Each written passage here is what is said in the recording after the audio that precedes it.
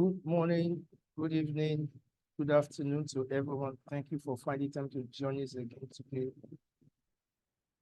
Even as we begin from where we stopped yesterday, this training is powered by the Institute of Global Peace and Conflict Management, the CPD training, and we've been considering the relevance of anger management in achieving societal peace. Welcome to training day 2. I am Samuel Robosa. So it's my pleasure to have you with us today. Beginning from where we took off yesterday, I want to look at the anger circle. Anger has a circle. It kicks off from the triggering event. We established yesterday that anger is one of the 7 universal emotions, and everyone has it as an innate emotion. But at a point, it may be triggered. So the commencement of the anger circle is the point of triggering.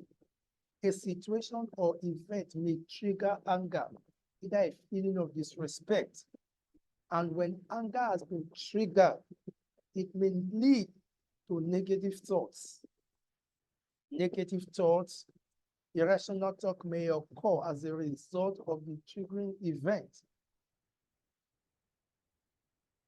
At this point, depending on the capacity of the individual that has been angered, he may become irrational. He may not be able to put his thoughts together again. And the next phase is emotional response.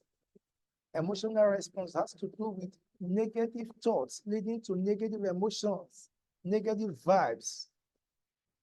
Now, that emotion will stimulate a physical symptom.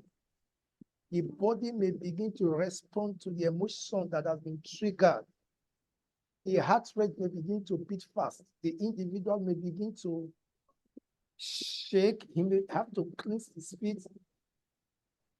We all have different ways of exhibiting our emotions when we are angry. Now, from here, there's now what we call the behavioral response. At this point, there's physical manifestation of anger. So this is the anger circle. It begins from the point where the individual is being triggered, and it cascades to the point where there's a physical reaction. Like we said yesterday, we all know the analogy and the relationship when we have to do with impulse and response. Biology tells us that when the body comes in contact with a stimuli, there's usually a transmission of the afferent and efferent neurons from the point of contact to the central nervous system for possible interpretation of that stimuli. It comes back for possible reaction, and all this takes place in a split second. Now, the essence of the anger circle helps us to appreciate that there's a point where anger is being triggered. That is not the point where the individual carries out the action of anger. It goes through a circle, and when that circle is fully perfected, then you are likely to have a physical reaction of anger. There's a picture on our screen. Please, I want somebody to tell me, what can you see on your screen? You know, this is a participatory class. What can you see on your screen? A lady slapping the guy. Yeah, it does possibly slapping him. Yeah. A lady is Pushing him slapping in the one. head. And something must have occurred before this event, isn't it? Yes. Yes. So let's quickly go through the key to constructive anger. Now, there's a second picture on your screen. What is that picture? A A broken broken person. pencil. Thank you so much for your response. I'll be asking you a lot of questions today. Thank you so much. A broken pencil. I'm sure when the pencil was bought, it was straight, but at some point it became broken. Now, can I ask? A broken Okay. What's the is problem? still be It making was, I think you,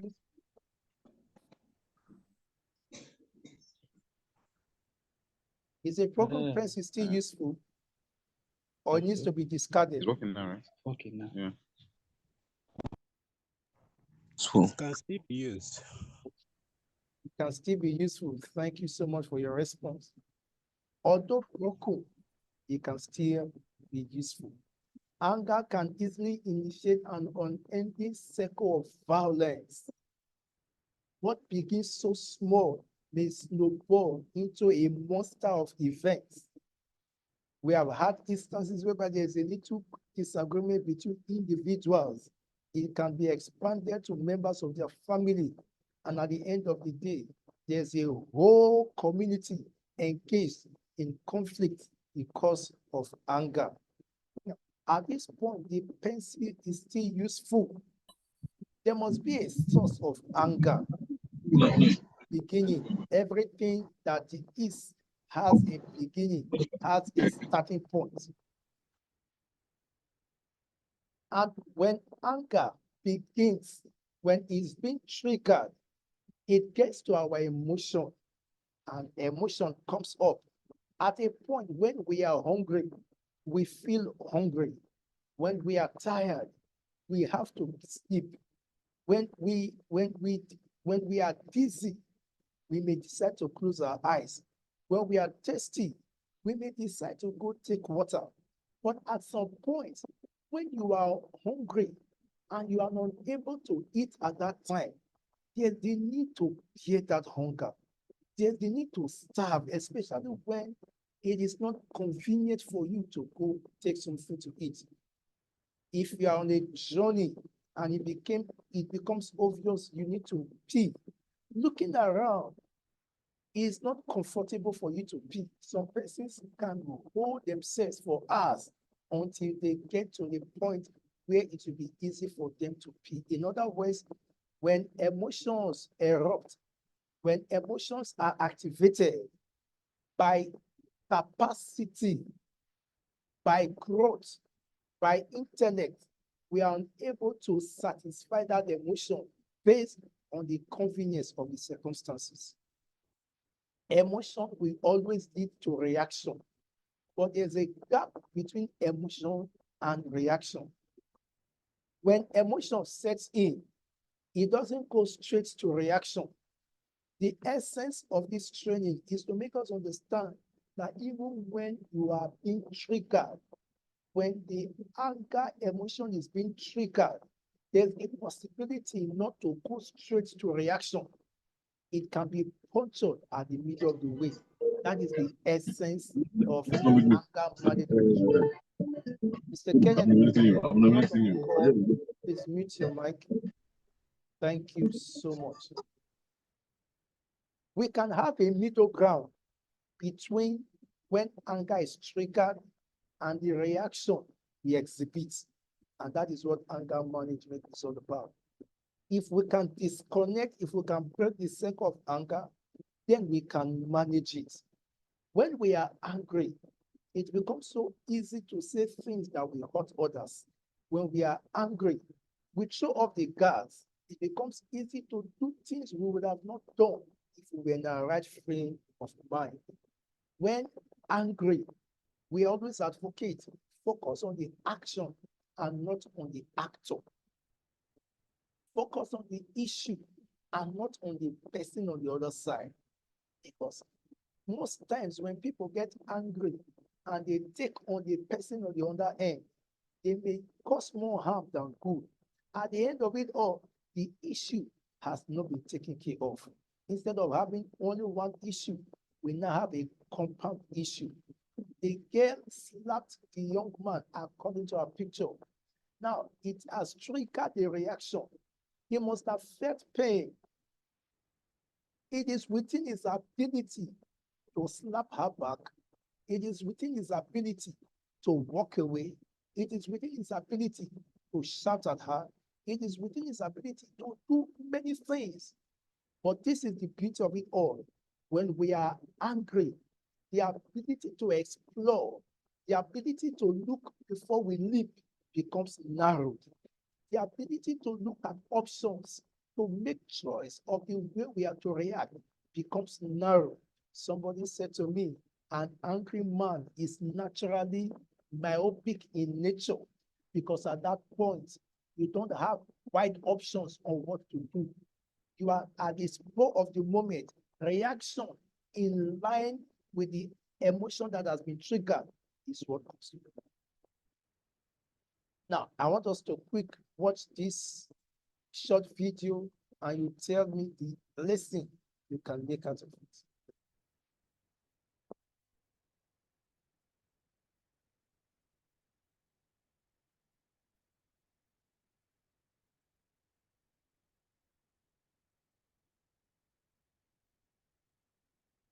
Did we get the video? Did you see it clearly? Please replay. Okay. There's no sound, just video.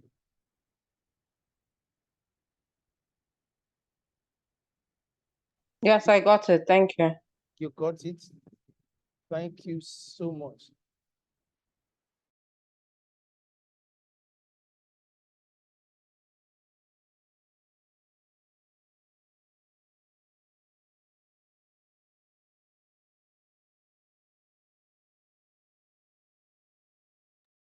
Can anybody tell us what you can summarize from this short video? Yes, Sumina, the floor is yours. Okay, it's a line of blocks that were collapsing, which is almost like a domino effect. And in dominoes, you know that once one block collapses, it hits the next.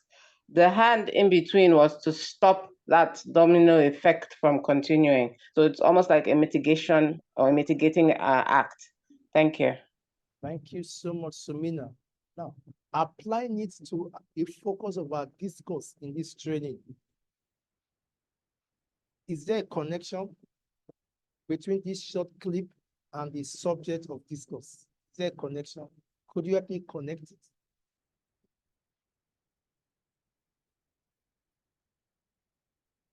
I would say it's like when anger happens, yeah, and then there's a reaction or you're about to react. Even if you react, there could be a point where you how do I say, you stop it or you interject, you arrest the situation perhaps to prevent it from going forward, spreading. Thank you so much. Now, it is within our ability to get angry. It is also within our ability to curtail our anger, like the picture of the broken pencil, to create a demarcation between the flow of emotion from when it's being triggered to the point of expression. I hope we were able to get that clearly. Looking at this next picture, you can see action, you can see reaction. There's a broken bridge. Anger management is all about creating an impossibility for a triggered anger to manifest, to evolve or metamorphosize into full-blown expression. It is possible. If we have 20 persons here and they are all insulted, the way 20 of them will react will not be the same. Anger management training is bringing the awareness to everyone, giving people the ability to develop the skill, to have a little time to pause, to have a little time to think, to have a little time to reflect on their action before they carry out, on their reaction before they carry it out. The fact that someone has been insulted, the fact that someone has been beaten, the fact that someone has been embarrassed is not a ticket for that person to react automatically. But you will agree with me from what we discussed yesterday that anger management goes beyond information. The ability to manage our anger is based on information at our disposal, based on the ability for us to develop adaptive skills and being exposed to a training that will help us appreciate the process. So our emotions can be curtailed. There's the ability to create a demarcation between our anger, between the action and reaction. At times, what we should naturally react to, we may not be able to react to it because we are tired. Let me just see a little analogy. When a man is hungry, he may not have the energy to shout at people. He may not have the energy to insult people. A man that is naturally aggressive at some point may not be aggressive because of other issues that may be around him. Same goes for a man that is naturally calm and conserved. When he's being irritated at some point, he may not know when he loses his guards and begin to react otherwise. It is possible to create a demarcation between the source of our anger, the kind of emotion we want to exhibit, and the action we actually carry out later. I want us to discuss as a family. We have been able to identify the fact that there are triggers, there are factors that kickstart anger. The floor is open for everyone. What are the triggers to anger? What are some things that can trigger anger as an individual? The floor is open. Let's quickly share our thoughts. Disrespect. Thank you. Disrespect. Unfair treatment. Unfair treatment. Thank you.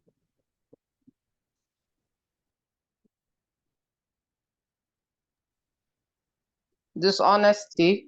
Dishonesty. Thank you. Yes.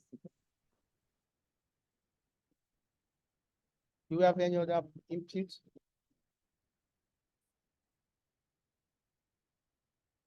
Violation of human rights. Thank you so much. All right, okay, there's a message on the chat box. Yeah, complex. Mr. Kenneth Rafwa said complex. Our personality types are complex, our psychological makeup. They also trigger anger. Thank you so much. Feelings of anger rise due to how we interpret and react to others and at certain situations. At certain situations, we may just be calm. At other instances, we may react based on some certain factors. Everyone have their unique triggers. Yeah. So, Mina, the floor is yours. Share your thoughts. Sorry, I just thought of something. I'm sorry to interrupt you. Like differences. Sometimes differences in understanding, differences in views, religious differences, cultural differences, disputes over things like land, ownership, those kind of things could cause anger. Thank you. Thank you so much. Well noted. What a rich contribution. Thank you so much. Everyone have their unique ways, their unique triggers to anger. What makes someone angry may not make the other person angry. Different strokes for different folks. Now, permit me to begin looking at self. Self can be a source of anger. Self can trigger anger. Self, both in internal complex, internal makeup, and external features. Some persons are angry because of how they are, because of who they are. They may feel disadvantaged to an extent because of their personality makeup. They may have one form of defect or the other, and that makes them angry. Some persons, because of their environment, because of where they are, they become so angry. If we are conversant, just a few days ago, the news of a 22-year-old girl who decided to end her life was circulated online because she had issues in her relationship. Now, a whole lot of things would have occurred. Remember, yesterday we stated that as humans, we have a lot of emotions. And at a point, we may have a combination of different emotions working together to enable us carry out a specific action. So self can be a trigger of anger. Self can stimulate anger. Other persons can also stimulate your anger. Maybe words, actions, reactions from other persons may trigger your anger. We had a life story shared with us yesterday, how someone was being bullied at every opportunity. That at a point brought about fear, led to depression, led to low self-esteem, and at another point, she triggered enough confidence to put up a fight, and that led put to rest all form of molestation. Our environment can trigger anger. So many persons, when they walk into their house from their place of work, at the end of the day, the way they meet the room, the way they meet the living room, the way they meet the environment may trigger off anger. Some persons are so meticulous.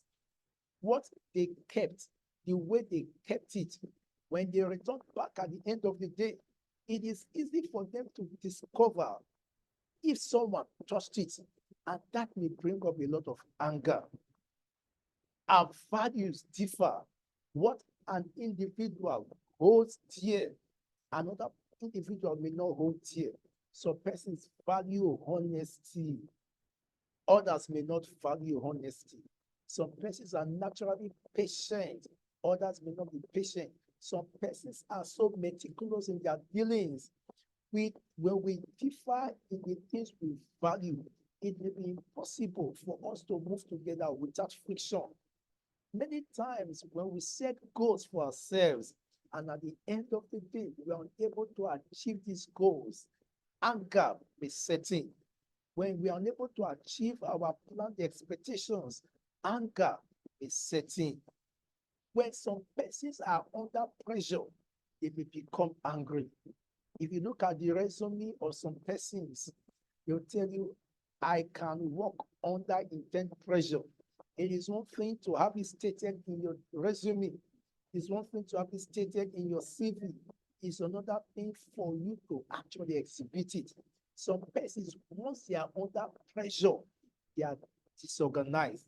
Once they are under pressure, they are unable to articulate accurately, and that may form anger. Some persons, one of the values they hold onto is truth. When they are being lied to, it looks as if you have poured acid on them. Some persons, when they are cheated, no matter what may have happened, they believe that if you tell them the truth, they can stick to it. But when you lie to them, it is a whole difference entirely. When some persons are humiliated, they may become angry.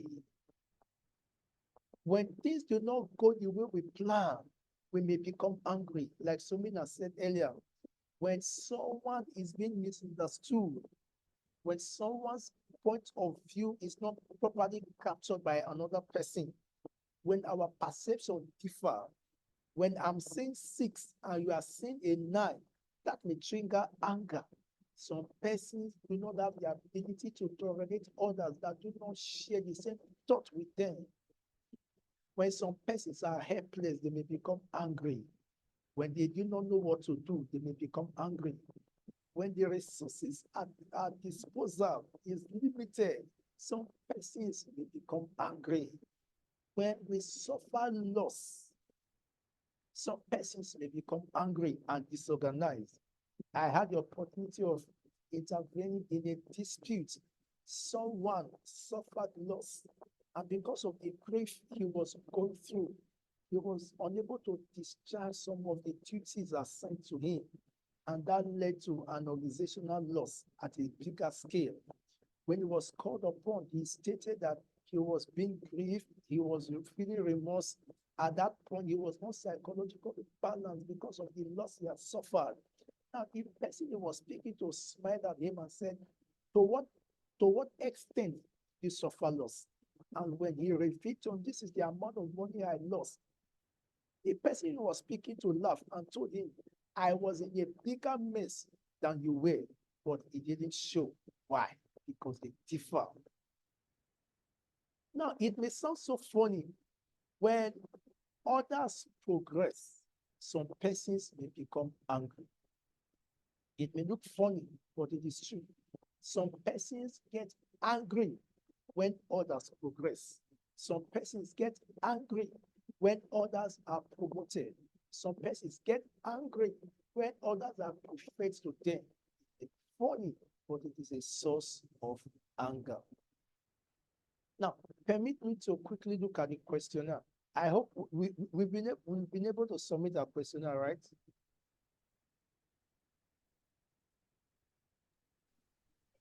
Yes, Mr. Sam, can you check your mic, please? You're a bit low. You're quite low today. Okay. I don't know if it's only me, but your volume is so low. It just occurred to me that we have not started recording. Wow. No, you're recording. I'm seeing recording on the top. Oh, thank you. Are you sure about that? Very sure. I can see it from my hand too. Oh, But you're a Yes, bit and low, as Mina said. okay. Thank you. Mm. All right, now, Check permit me to take, mic. Check the positioning of your mic. okay, I'll do just that. Permit me to stop sharing my screen and let me go through a review of the questionnaires, if you don't mind. I didn't.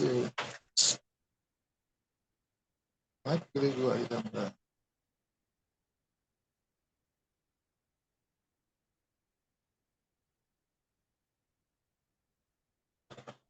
Confirm if you can see my screen.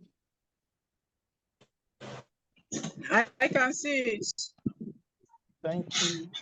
Now, we had 19 responses from the questionnaires that we circulated as regards anger management. Of these 19, one is invalid because an individual responded twice. So we will stick to 18 responses. Now, the first question was, do you ever get angry?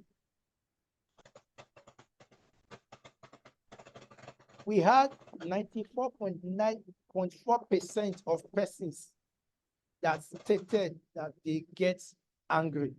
Please confirm if my mic is better now and my audio is better now. It's a bit muffled, Mr. Sam. Thank you so much. Now, for question number one, we had 18 responses.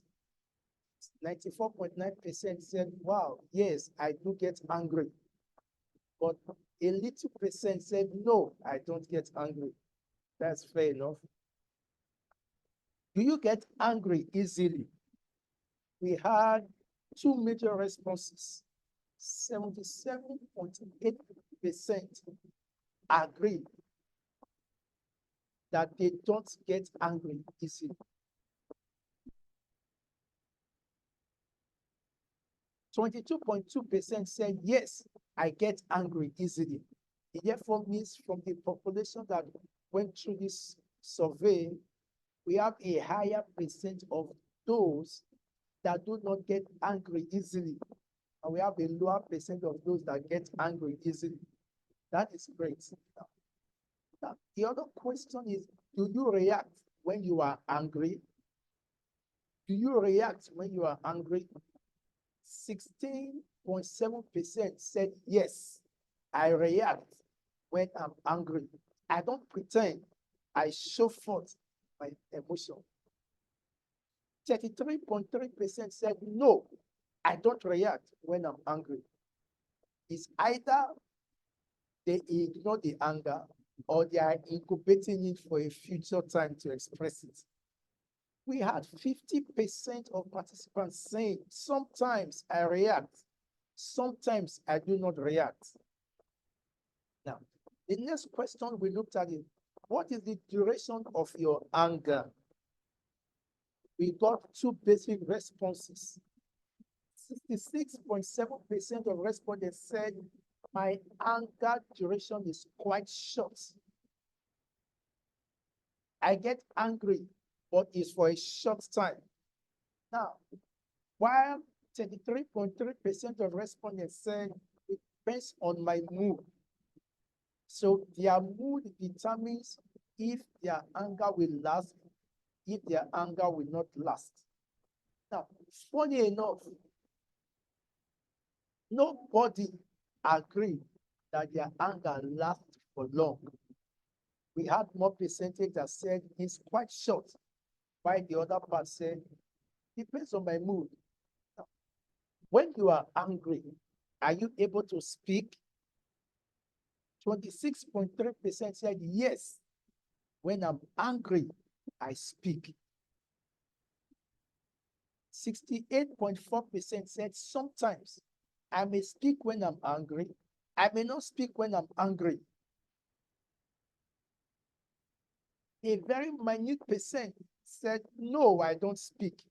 So we have more persons who depend on their mood to confirm if they speak when they are angry, if they do not speak when they are angry. Don't forget the fact that communication may be verbal or non-verbal. The fact that you do not speak doesn't mean you don't carry out an action. But this was just to capture whether we speak or not. Now, if we do speak, the question is, when we are angry, do we speak fast or we speak slow? Does it increase the way we speak, or we are able to conserve our emotions? 84.2% of respondents said it depends on my mood. I may speak fast, I may speak slowly. It depends on my mood. While 10.5% said yes.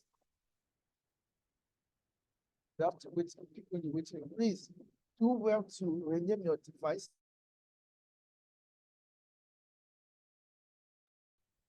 Please do well to rename your device for the purpose of attendance. Now, are there some persons you can easily get angry with? Wanted to know, are there people that easily trigger your anger? 21.1% of respondents said yes. There are persons that easily trigger my anger. 36.8% of persons said no.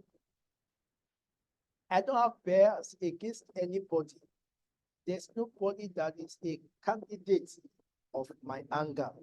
You know, in our mobile devices, you have persons for blacklist. I have no one on my blacklist. Why?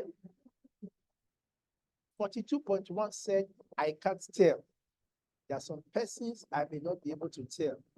The other question we consider, are there persons you can hardly get angry with? Are there people that are immune to your anger? 57.9% said, yes, there are persons I can hardly get angry with. Maybe your spouse, maybe parents, maybe your children, your siblings. Now, this goes to show that such persons have a high level of anger management. It therefore means no matter what these persons do, you can never get angry with them. 21.1% of participants said there are no persons I cannot get angry with.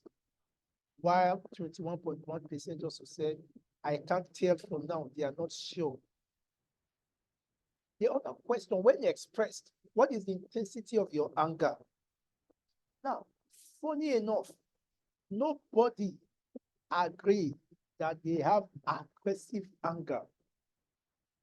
We had 47.4% of participants say the intensity of my anger is average. 21.1% of participants said the intensity of my anger is low. While 31.6% of respondents say it depends on my mood. Wow, quite impressive. It therefore means for everyone that participated in this survey, the texture of our anger, the intensity of our anger is quite low. So we are being scored high, anger management. Can you control your anger? 78.9% said, yes, I can control my anger. Nobody said no. Wow, it's awesome. Then we have 21.1% of respondents saying sometimes I can control it, sometimes I cannot control it. So it therefore means that for all that participated in this survey, we have a high degree of anger management skill. Now, what is your anger management success rate within a scale of 0 to 5? Now, we had one persons going for 4, and you know, 5 is very good, 4 is good. 5 is excellent, 4 is very good. So we had good persons. It therefore means of all the persons that participated in this survey, we have participants that are good, that have good management skill. Very impressive survey. Thank you so much for finding time to do this. I will stop the survey now and begin to share my screen. Does anyone want to make any comment about the survey we just looked at before we continue? What is your take?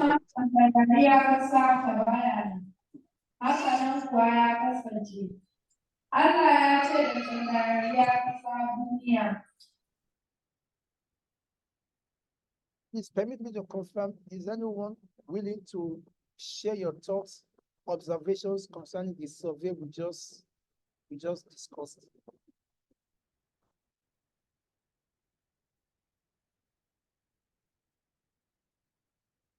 Anyone willing to?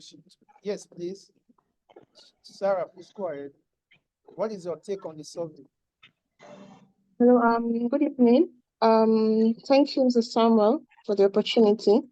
When you went through the survey, one thing I realized is people in the survey are not really too aggressive, like they know how to manage their anger, because most of the options were either low, average, and we don't have people on the blacklist.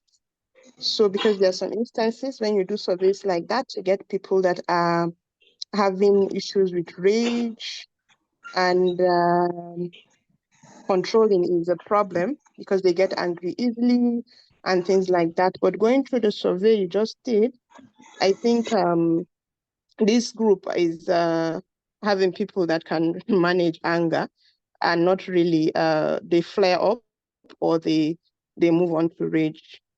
Thank you. Thank you so much, Sarah, for that awesome observation. Quite simplistic. I'm really impressed. It shows we are on the same page. Thank you so much. Right, let's go ahead. Or any other person wants to share his or her thoughts. Let me share my screen. So we've been able to go In my own thoughts, Mr. Sam, Yes, please. so I want to conclude that generally an average human being gets angry, that everybody gets angry, because according to the survey, nobody clicks on I don't get angry. It's either I get angry sometimes, or I control my anger, or everybody has a degree of anger in them, Yes. which I believe it's okay, it's fine. Thank you so much, Sherifat, for sharing your thoughts. And let's continue with the business of the day. Yes, we are back on. Yeah, we are back on track. Now, let's quickly go to the anger thermometer. Now, when you are calm from the bottom, let's go from the bottom. When you're calm, looking at my bottom left, when you're calm, you're peaceful, you're relaxed, it is easy to smile. It is easy to engage in playful activities. At that point, you are grateful. It is easy for you to appreciate others. It is easy for you to speak politely to others.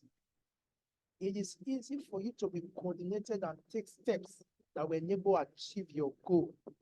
But going up a little, when you are angry, when you are disappointed, when you are upset, it may be difficult for you to smile. It may be difficult for you to be relaxed.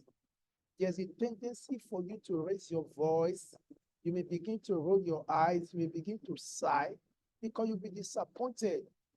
At that point, what you actually need is a reassurance from someone that all will be well. At that point, what you actually need is a support system around you from friends or close family members. You may want to listen to music. You may want to move away from the trigger of the anger.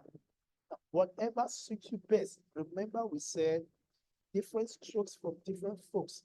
With trial and error, you'll be able to experiment and understand which measure works best for you. Now, moving up a little, when we are frustrated, irritated, and stressed out, it becomes easy to yell. It becomes easy to stamp our feet. It becomes easy to argue with people. And it becomes easy to showcase a distasteful attitude. I always believe, like we rightly said, no one is actually good. No one is actually good bad. The good person you see has the ability to do some things that are bad. And the bad person you see has the ability to do some things that are good. It just depends on his frame of mind and to what extent he's disposed. When someone is angry and the anger has gotten to the peak, it is discovered that he or she becomes irrational. It becomes easy to yell, becomes easy to fight, becomes easy to do a whole lot of things. Now, what do we do for such a person? It may be wise to stay clear of that individual because at that point, he or she is not in control of what he or she is doing. And this is where we can practice some anger management skills that we're going to consider much later. Some person, they'll tell you, take a breath. Some person, they'll tell you, count 1 to 100. Some person, they'll tell you, why not engage in exercise? It's easier said than done. At the beginning, we may struggle with any of these issues. At the beginning, we may struggle with any of these options, but with deliberate attempts, it becomes easy for us to move forward. Remember, we stated when we began yesterday, trying to reinforce, anger is common. The ability to be angry makes you healthy because anger is a universal emotion that needs to be expressed positively. You can be assertive in expressing your anger without being destructive or being insulting. Good anger management skills improve self-esteem.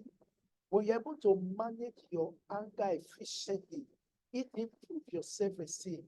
You feel good about yourself because you did not hurt any person and you are not hurt as well. Uncontrolled anger can affect your health and relationships negatively.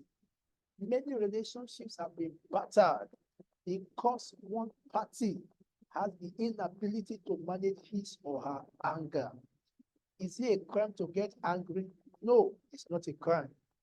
But beyond being angry, we should have the ability to manage our anger.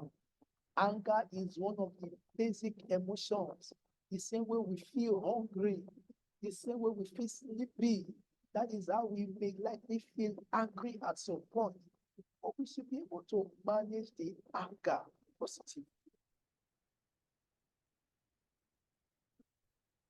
That's what I call the anger management zone. Now, there's a picture on your screen now. If you don't mind, could you help me? What can you see on your screen? A mirror. Mirror, thank you. Now, when you look into a mirror, what are you expected to see? Your reflection. Your reflection, the way you look. Now, there's a third picture that just popped up on your screen now. Can anybody just tell me what you understand by this picture that you're seeing? This last picture that just popped up. It could be the reality versus what he sees. The reality is that he's an old man, but when he looks in the mirror, he still sees his youthful self. Okay, thank you, Karen, for that response. Can another person share his or her thoughts on your understanding of the picture that you are seeing. I need one more response, please. My interpretation of it is a handsome young looking man, but when he gets angry, that's the picture of himself that he's seeing in anger, in the anger mood. Sorry, Fred, you just spoke up my mind. When we are angry, it is difficult for us to recognize ourselves. Now, I don't know if you can do this. Tell anybody around you, your place of work, in your home, anywhere, just tell them, please, whenever I'm angry, just record my reaction. I want to see for myself how I react, Whenever I'm what angry, I do. you call me. I want to see Please, it. if you don't have the floor, you know, can just mute, please. Thank you. You can just give the instruction to anyone, your colleague at work, your spouse, your siblings, your children. Whenever I am angry, please record my reaction. I want to play it and see for myself. I bet you, if they do that recording and you have the opportunity to play it, the person you'll be seeing in that video, you may not recognize that person. Because anger makes us to see ourselves differently. Anger brings out a different personality completely. But when we are able to manage our anger, both on side and off side, we are the same. When we are able to manage our anger, our thought pattern, whether we are angry or not, remains the same. Thank you very much, Sumina. Anger brings out the hidden part of us.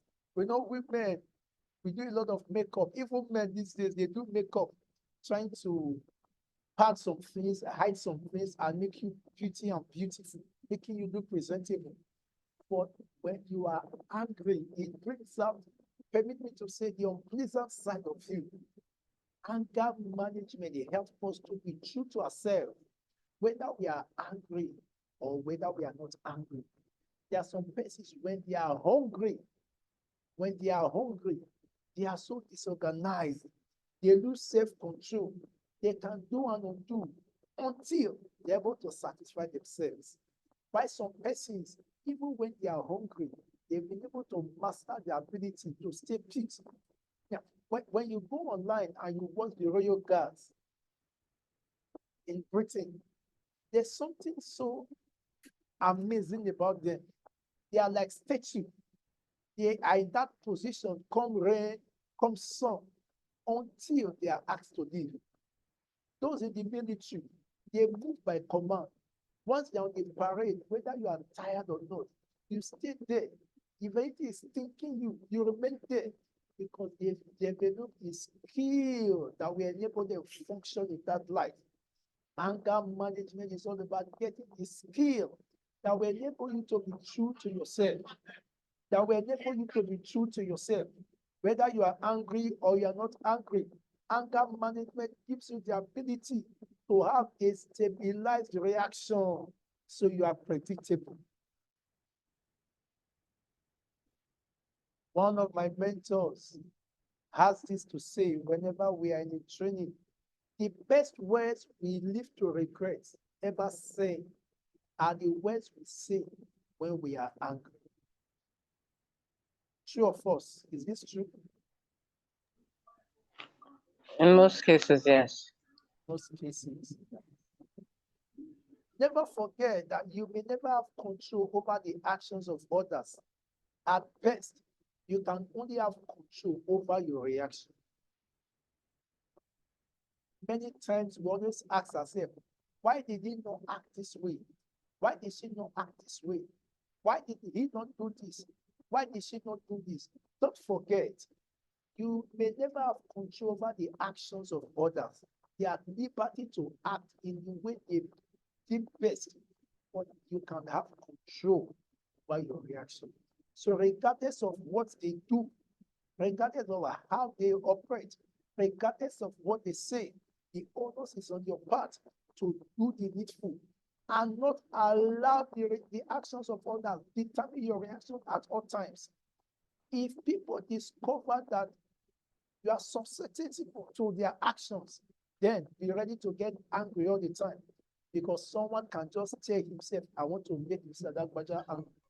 I want to make Mrs. Dagbaja angry. If you are driving and you're on your lane with your small car, you are driving, you have the right of way in your accurate lane, and you discover a lorry has left its lane and has entered into your lane, and the driver of the lorry is heading towards where you are on your lane. What will you do? Will you maintain your lane or you will veer off your lane? What will you do? You veer off to safety. Why will you veer off? To keep safe. To keep, Safety. to keep safe. That is what we call coping strategy. That is what we call management strategy. So, dear peace scholars, we must understand that our reaction should not all the time be based on the actions of others. They are liberty to act the way they did fit, but we are liberty to process our reaction. Like that bridge we showed, there should be a demarcation, like the pencil. The process should be broken, like that man that had to intercept. If everybody is going crazy, there should be someone that should call everyone to order for the sake of peace. Thank you for your response. I appreciate you. Positive behavioral change cannot be achieved by information alone. So, Mina, your hands are raised. I wanted to share something. Maybe I'll share it later. It's okay. Oh, go ahead, go ahead. Okay, I want to share a real life story that is founded on anger. I have a very close friend who was, he had a disagreement with a close friend of his. And it's like they were not speaking for a while. So the friend of his had a birthday party in December last year, but my friend was not invited. However, he showed up at the party. And when he got there, the host saw him and asked, "What are you doing here?"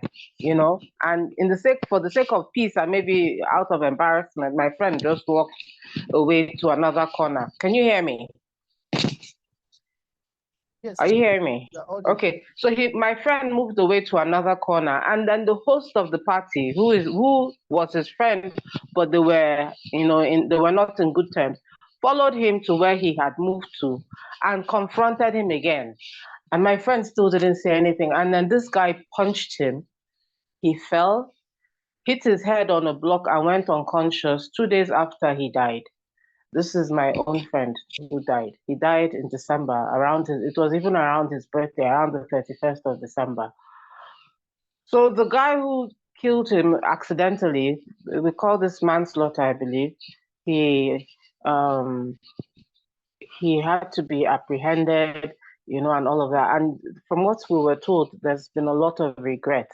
But just because he was so enraged, he allowed himself to be, carried, how do you say now, overcome with rage. He punched the guy, perhaps not with the intent of killing him. I don't want to believe that was his intention, but he punched the guy passed out, and that has been the end of my friend. Thank you.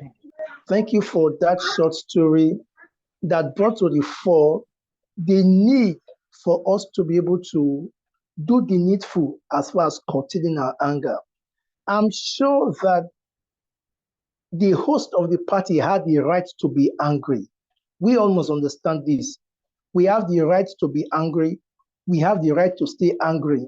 But don't forget, fundamental human rights, the way you have your rights, that is the same way another person has his own rights. And we must not use our rights to inconvenience others. It therefore means that what works for one should also work for another. In exhibiting our rights, we should be courteous to take into consideration that we need each other to move forward. I'm sure that the host, when he discovered the intensity of his anger had led to the end of another person's life, he could only but regret. Yesterday we said that the best saying that you may end up regretting are the words you said when you were angry.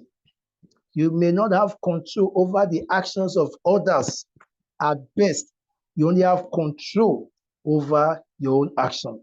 Please permit us to move forward as my slide will pop up soon.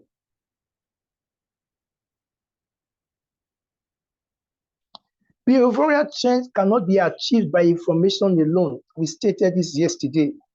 Behavioral change cannot be achieved by information alone. We need information. The man knew he was angry. Now, beyond information, we need skills. Skills to be able to cope with life challenges. Skills to be able to cope with pressures of life. Now, every day we are exposed to issues. Every day we are exposed to threats. Every day we are exposed to challenges. Does it mean we will not be able to navigate this challenge? We have to navigate this challenge. There's a little story of a man, whenever he comes from work in the evening, he's always angry at his wife. Why did you not do this? Why did you not do that? Why did you not get this done? Why could you not get the other thing done? And the wife would tell her, I had to take care of the children. I had to do this. I had to do that. At the end of the day, he got to a point, the man said, you are not working. You are just lazing around. Now, what was the outcome?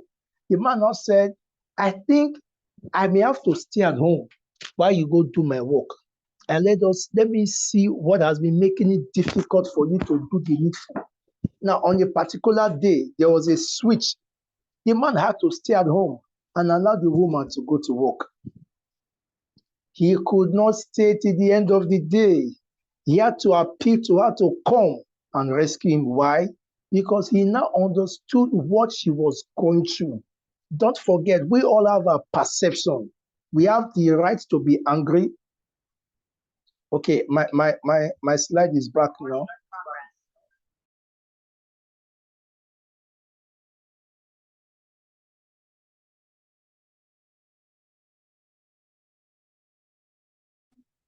Please confirm you can hear me. I can hear you, but it's like your other device is on, so there's an echo. Yes, I'm turning it off now.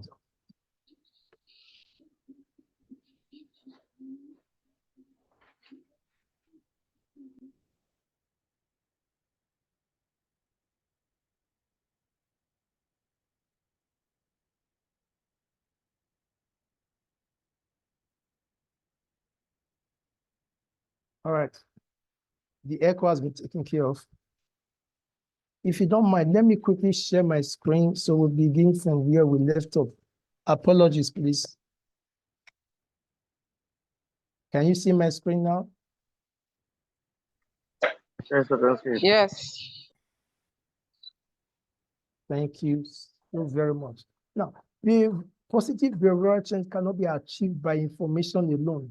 We need much more than information to achieve it. Now, there's what we call the straight line of anger management. Think before you speak. Think before you speak. In the heat of the moment, you are likely to say or do something you may end up regretting, just like the story that has been shared with us. In the heat of the moment, you may likely take a decision that you may end up regretting. Please think before you speak. You should be able to intercept the flow of sequence from the emotions you are getting, the transmission you are getting from the action of the subject.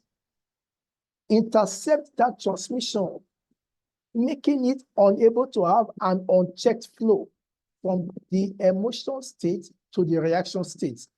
There are some complexes, there are some estates you can't go in without someone inside giving you clearance to come in. I hope I'm right. I hope I'm right. Yes, sir. Yeah. But there are some estates you are free to move in. You can get access to whoever you are looking for. At any time of your choice, we must understand that there's the need to think before we act. There's the need to be sure before we do anything. Take a few moments to analyze your thoughts before speaking, and also encourage others in your situation to do the same thing. Take a moment. That few moments you will take, that few moments you will observe before stepping up to take that action may just be your lifesaver. Please permit me to take that again. That few moments you will take to pause before taking a final decision on what to do or what to say may just be your lifesaver. Spend time to think. Spend time before you move ahead. Now, practice realization skills. Now, these realization skills, they are unique to individuals. You have the deep practice skills, whatever it is, practice it. Now, when the rage of your anger rises, activate your safe mode. We all have safe mode inherent in us. What is safe mode? When you talk about a computer system, an operating unit have what they call safe mode. This safe mode is to help fix some of the problems, if not all, that may occur while you are making use of your device. When anger rages, always know that you have a safe mode. It's a default response system that you can activate before taking that step, before moving ahead, before making up your mind to do the needful. Make sure that you activate safe mode. Once you are calm, express your thoughts or concerns. Don't express your thoughts when you are not calm. It's better to be quiet for a whole day than to say words that you will regret for a lifetime. When you are calm, express your thoughts, express your concerns when you are calm. Identify possible solutions. You cannot identify possible solutions when you do not focus on the issue. So persons prefer to focus on the people than focusing on the issue. When you focus on the people, your anger must escalate. When you focus on the actors, your anger must escalate. But when you focus on the issue, you become rational enough to know what to do as a way of moving forward. Now, let's take this analogy. Are you in a situation whereby your partner returns home late every day? You may have done your best to change, but peradventure it is difficult for him to change based on his work schedule, based on the distance of the house from where he works. You must come to a position where you understand what is going through. It's either you learn to eat alone or you learn to eat late. Because if he's always coming home to meet a nagging partner, if he's always coming home to meet an angry partner, you never can tell. He may stop coming home or he may begin to do it deliberately.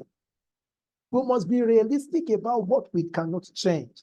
In our places of work, we have people with different characters, with different dispositions.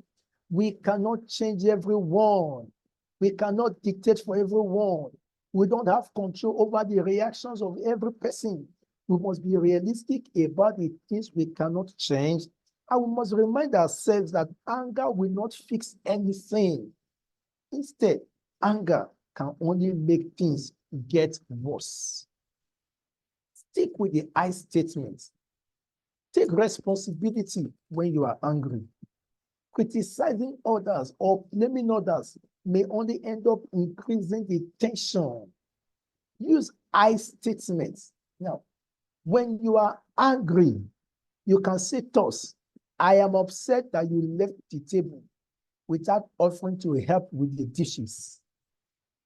When you say that, you discover that you've been able to communicate your concern in an assertive way. But what if you say to your partner, you never do any housework?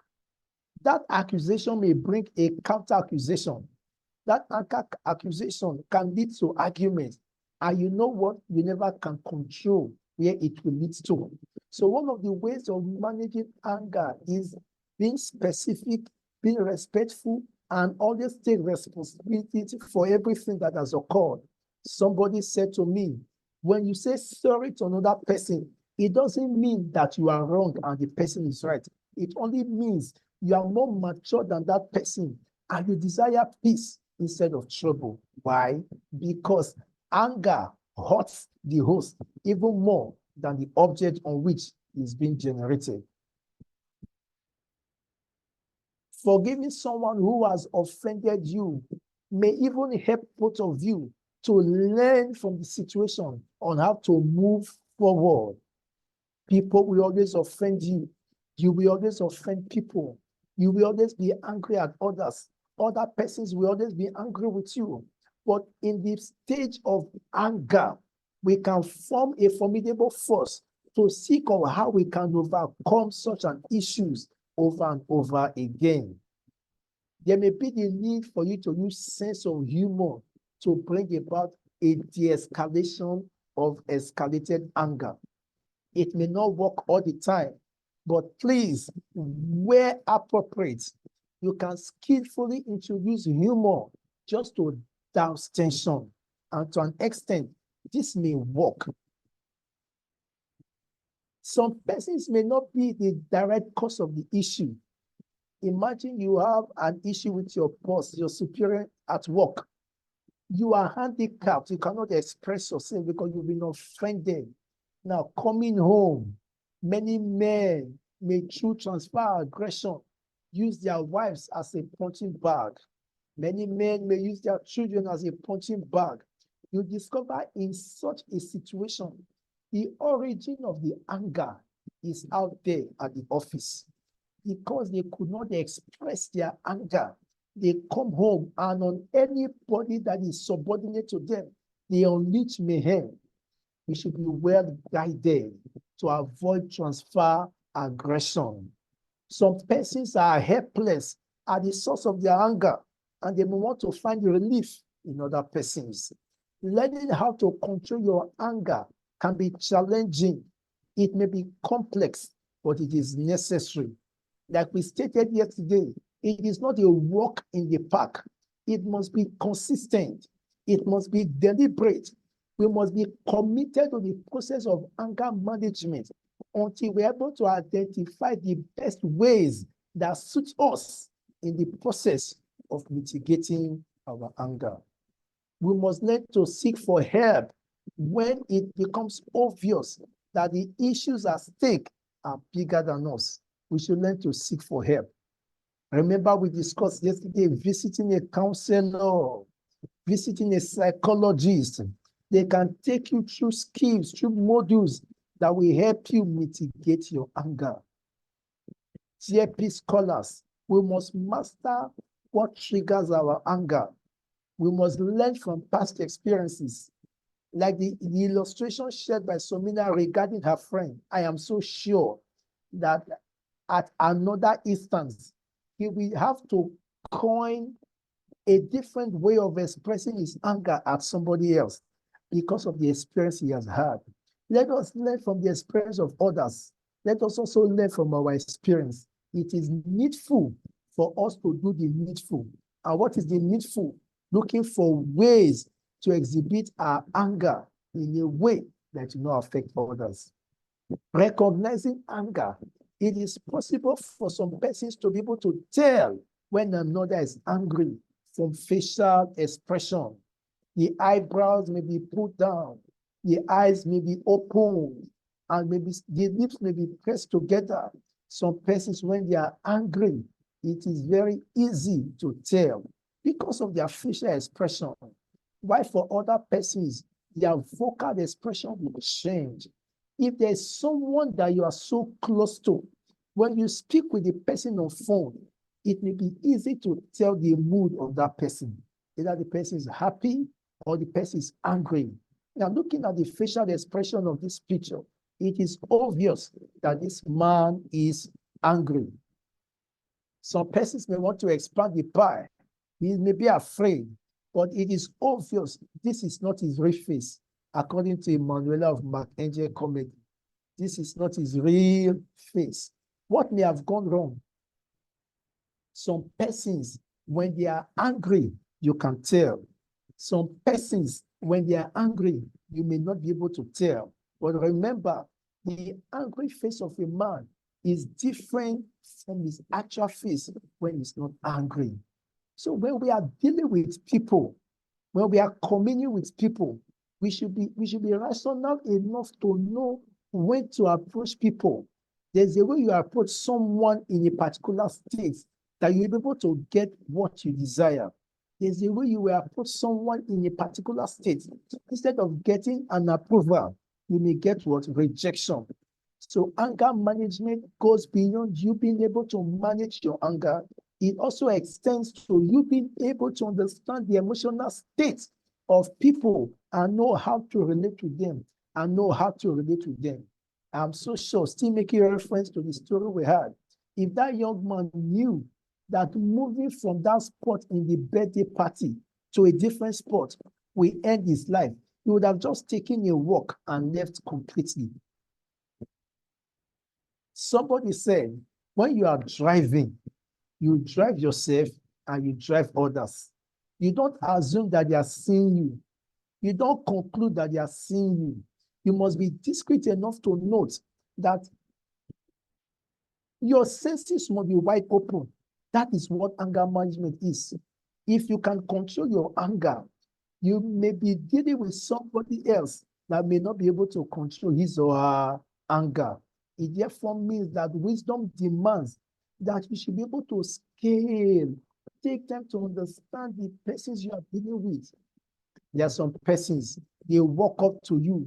They don't give a damn about what you feel. They are not even aware whether you're in the mood or not.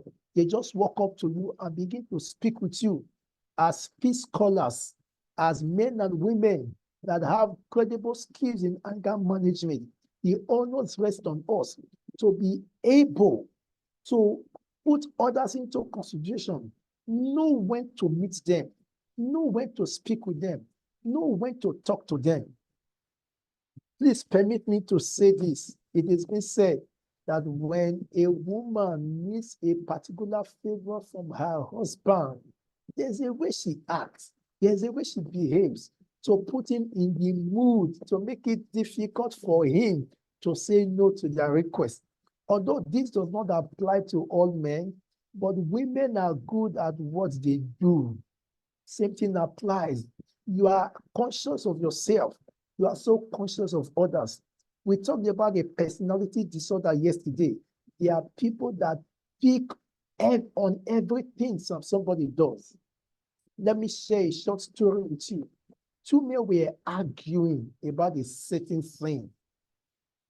Whilst they were arguing, one of them saw his friend and beckoned on his friend and said, please come. I need your input in this discussion. This is what we are arguing. Who is right and who is wrong? Now, the friend to Mr. A, let's say Mr. A and Mr. B, the friend to Mr. A told them that the stranger was right. Mr. A was surprised. Mr. A knew fully well that he was right and the other stranger was wrong. But his friend that he expected to defend him and support him said to both of them, my friend, you are wrong. This stranger is right.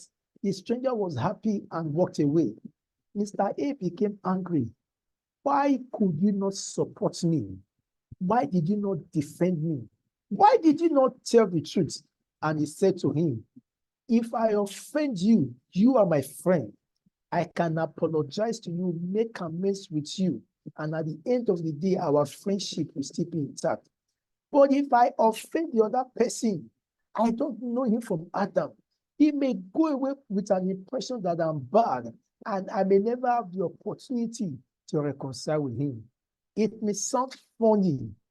It may sound irrational, but he had an understanding of what he wanted. He valued friendship. He valued relationship. Now, where are we? We are simply saying that being able to manage your anger is good, but not good enough. You should be able to read and project into the mind of somebody else. Know his emotional state.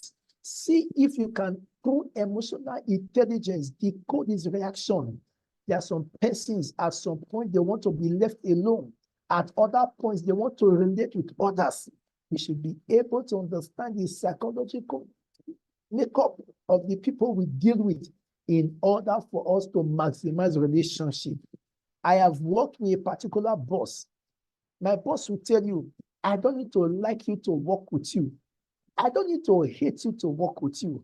As far as we are on this job, our corporate goal is what binds us. Anything apart from this is of no interest to me. That is funny. Some persons, if they're in a team, because they are angry with somebody else, it is difficult for them to carry out their corporate goal. It has a side effect on the entire organization. We should be able to, for a time, put away our anger, put away our selfish interests for the purpose of moving the entire system forward. There are some people, I know the story of a man. He got married, and later, he got married. Can you still hear me? Yeah. Yes, sir.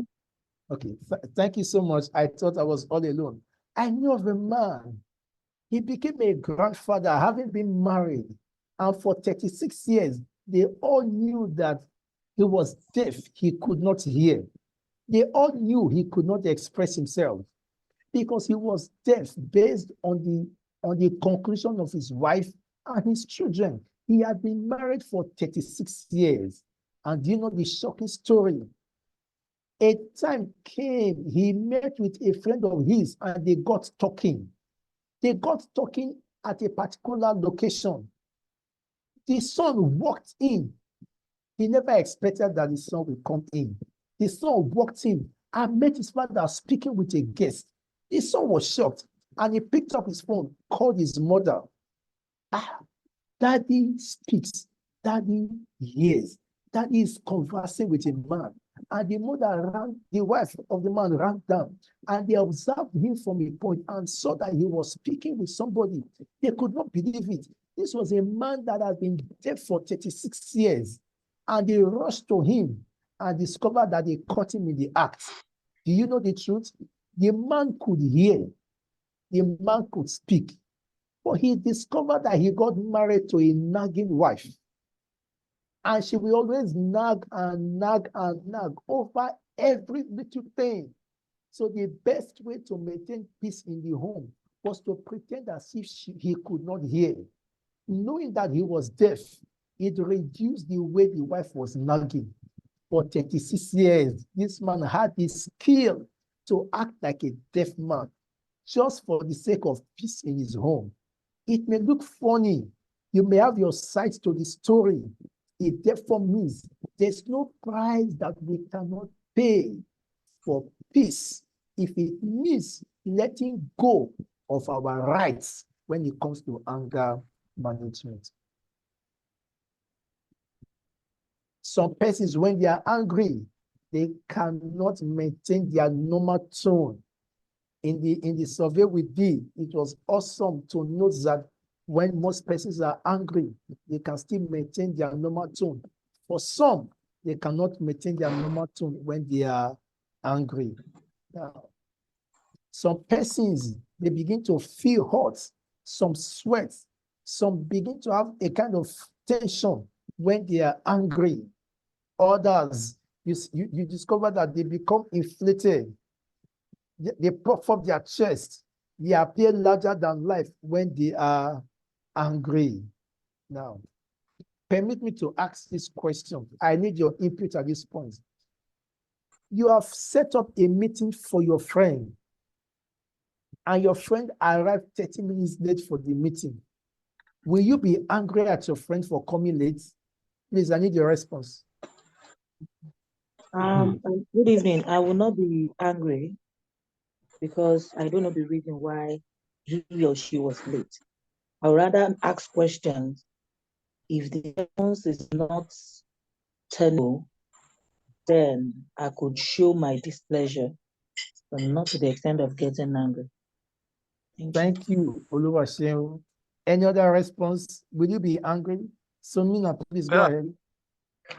I feel in such circumstances, communication is very important. If you're running late, have the courtesy to communicate that you're running late. I would be upset if you're running late and I'm reaching out to you to know the situation with you and you're not answering my calls, or I'm sending you messages and you're not responding, or if I had canceled an event or a previously scheduled appointment to attend to you and then you're not showing up on time, you're not answering calls, or you're not communicating while you're running late. If it were me, I would be upset. Thank you. Thank you so much. I think someone wanted to share his thoughts before Somina came aboard. Yes. Okay. Mr. Amir, yeah, will you be angry? Well, am I permitted? Beg your pardon? Yeah, can I talk? Am Yes, I please free? go ahead. You have the floor, please. I think the very best thing for me to do is to ask, to inquire from him or her, what makes you come late? If it is something very genuine that at least we're all human, it may be anything beyond human control. So I don't think I have any reason to get angry just because my his friend coming late. But in the process, when I discover that it is intentional, that is when I feel like maybe to express my anger or whatever. But in the first instance, in fact, it's not even proper for anyone to feel angry because of coming late without knowing what really happened. Thank you so much for all your honest responses. Now, from what I could gather, we are now able to put a check on our anger in quotes. By default, I'm already angry that he's coming late. You can't take it away from me. I'm angry. But before I launch an attack, let me wait to see his response. Is he going to be remorseful? What cogent reason will he give? I've been trying to pull a call across to him, and he didn't even pick my call. Now, it means that when he arrives and he's not remorseful, he's even arrogant. Will that give us the right to unleash our anger on him because he's not remorseful, because he's arrogant? He doesn't even. Now, Somina, you want to share your thoughts? There's a comment that came in from Adelowo. It says it depends on the excuses he comes up with. If it is genuine, I will not be angry. I will not get angry. No. It shows that we started making significant progress in our anger management journey. But please, can I submit to you at this point? No matter his excuse, no matter his reason, he may be remorseful, he may not be remorseful. He may have a genuine reason or not. But as a peace scholar, not forgetting the fact that you need peace for yourself to be rational, to make strategic process. What you are not to do not retaliate. Do not accuse him. Do not attack him. It takes nothing from you. Whether his excuse is genuine or not, it doesn't take anything from you. Most times, silence does more work than shouting. Most times, silence does more work than action. I shared this story with you. A man walked into his house and caught his wife cheating on him in their home. She never expected that the husband would come back from work. He's the type that closes late. But while at work, he needed to pick a document. He tried reaching the wife on phone. She was already busy with another man. She couldn't respond to his call.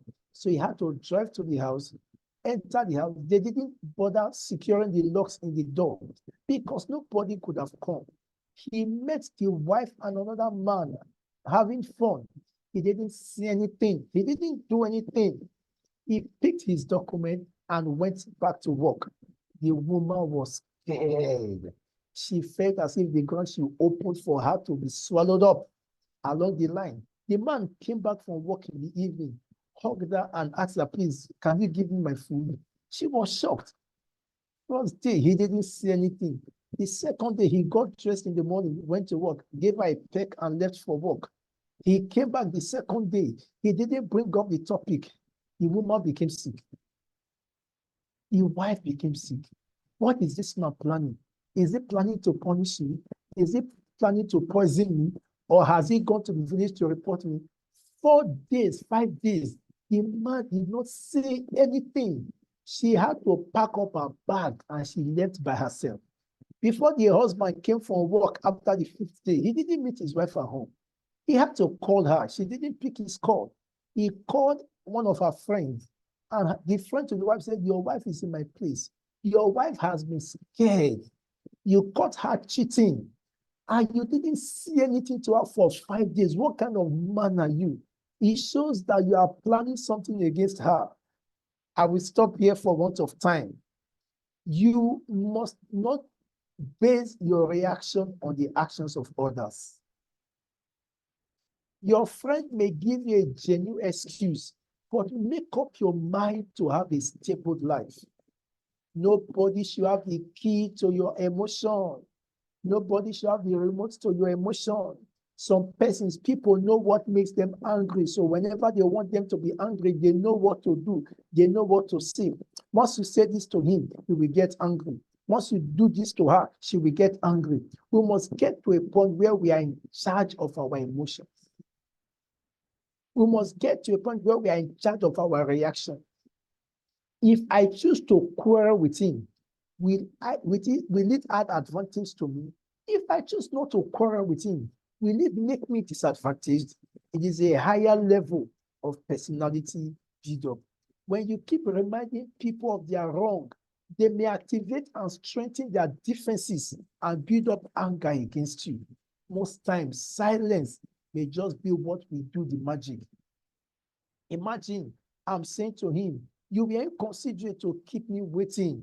You are always so unreliable. You never can tell his disposition.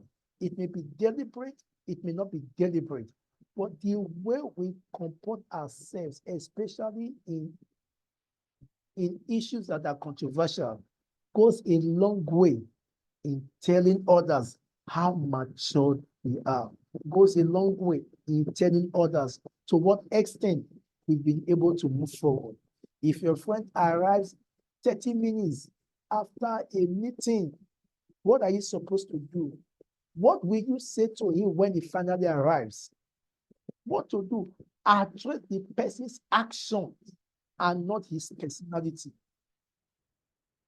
I was worried when you were not here on time. It shows concern. It shows love. You can go ahead by saying, I appreciate it when you set time aside for me, but I feel hot when you are late. This is awesome. This is awesome. When you are angry with someone, when you are bitter with someone, you share in the pain, you share in the hurt, but you can insulate your mind against the unpredictability of others and make yourself to be happy.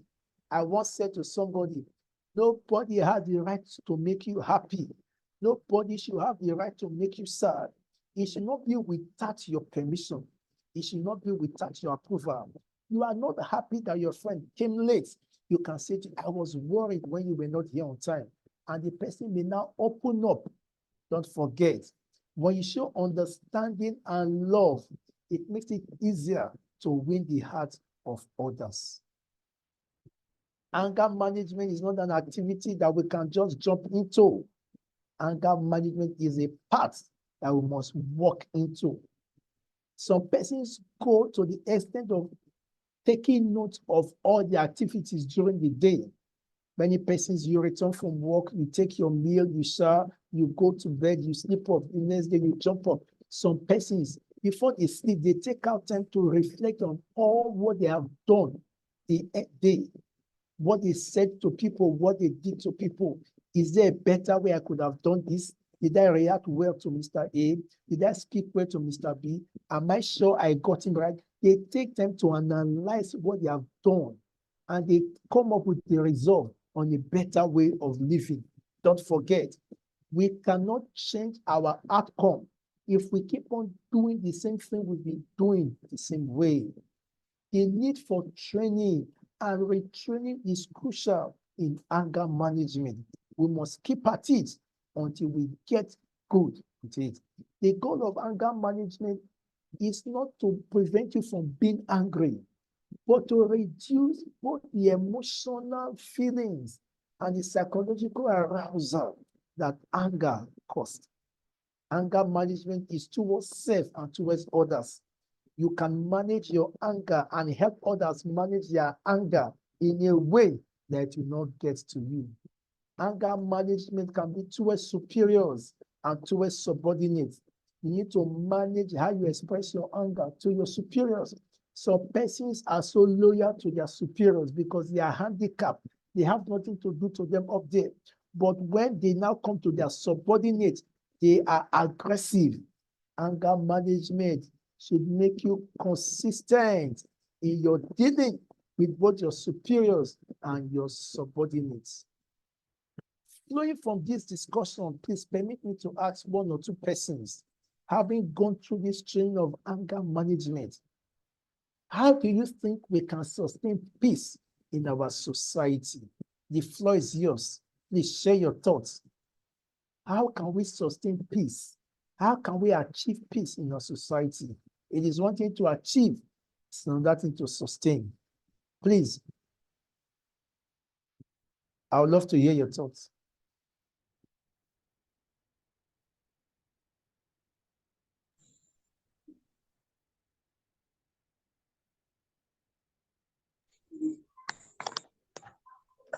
Good evening. Can you hear me? Yes, Mr. Sunday, pleasure hearing from you. Please go ahead. Okay. From this discussion, we should pursue peace at all time.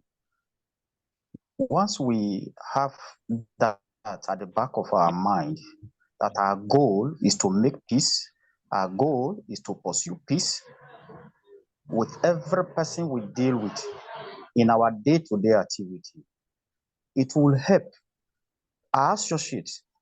They will look at us, look at the way we behave, and then they will tend to imitate us. If we are example in making peace, people will emulate our action. So it is very important for us to pursue peace and make peace with people. Thank you. Thank you so much, Mr. Osunde. Good I evening, sir. appreciate you. Yes, go ahead, please. Good evening. Yeah, good evening, sir. Are you hearing me, sir? Yes, we can hear you. Go ahead, please. Yeah, from this evening discussion is very, very vital that what we need to do to achieve peace and sustain peace in our society is simple to maintain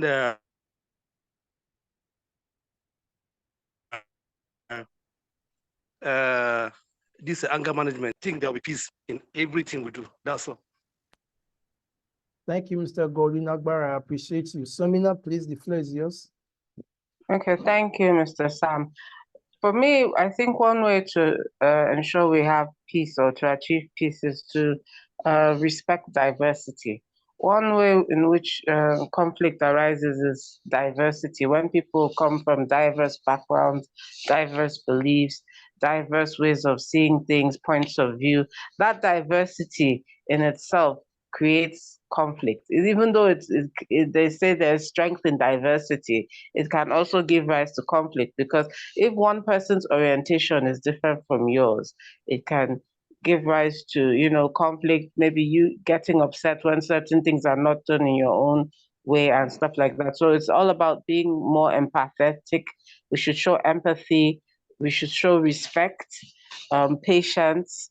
And then sometimes you have to come down to the level of other people, just like with your children, like sometimes your child could do a certain thing that you don't like, but you have to come down to that child's level to understand where they're coming from, or to see things from their own perspective and be more accommodating.